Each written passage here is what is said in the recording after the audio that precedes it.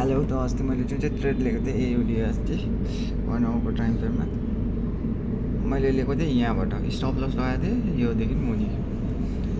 तर मार्केट फेरि यहाँ तल स्टप लस हिट भयो मेरो एकाउन्ट पनि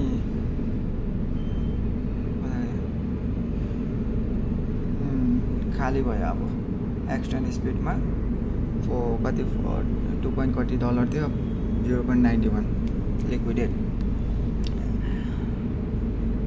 यो ट्रेडिङ भनेको इज नट इजी।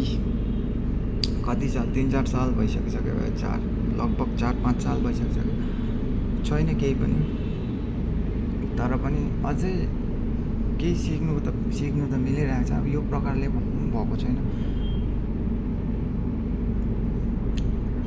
त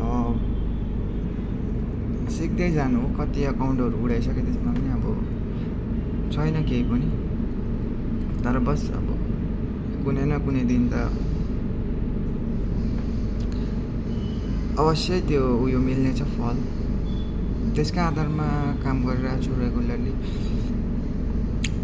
नयाँ चिजहरू सिक्नु पाइरहेको छु, सिकिरहेको छु। त्यही छ फिलहालमा। यहाँ पनि स्टप लस यो पनि हिट भयो, लगातार 4टा हिट भयो यो विकभरिमा। एकाउन्ट पनि खाली भयो। अब हेरौँ के हुन्छ।